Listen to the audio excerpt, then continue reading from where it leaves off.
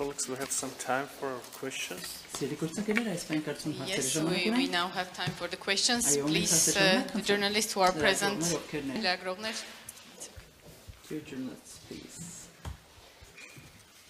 Armen Press լրատվական գործակալություն, բարև ձեզ, Դավիթ Մամյան, հարցը ուղղված է Նիդերլանդների արտաքին գործերի նախարարին։ Պարոն նախարար, Ադրբեջանում շարունակվում են ապօրինաբար պահվել հայ գերիներ, նրանց նկատմամբ իրականացվում է շինծու եւ կեղծ դատական գործընթաց եւ մտահոգություններ կան, որ այդ անձինք, որոնցից է նաեւ Լեռնային Ղարաբաղի նախկին պետնախարար Ռուբեն Վարդանյանը եւ ով արդեն ավելի քան 20 օր է հացադուլ է հայտարարել, ենթարկվում են խոշտանգումների եւ այդ խոշտանգումների մասին են վկայում նաեւ Ադրբեջանի կողմից բարբերաբար տարածվող լուսանկարները դատական գործընթացներից։ Այս համատեքստում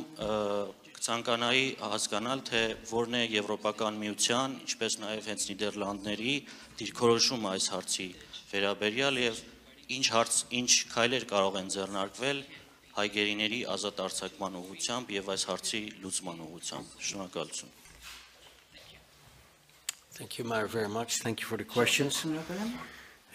We believe that in general, prisoners and detainees need to be protected. Պետք է պաշտպանված լինեն հավերպաճաճի միջազգային չափանիշների համաձայն։ Եվ ազատ եւ արդար դատավարության իրավունքներ պետք է ունենան։ Խնդրում եմ վստահ եղեք, որ այս վարագայում եւս Նիդերլանդները եւ Եմեն կշարունակեն առաջ մղել այս հարցը, մեր ուշադրությունը սևեռում ենք այս հարցի վրա,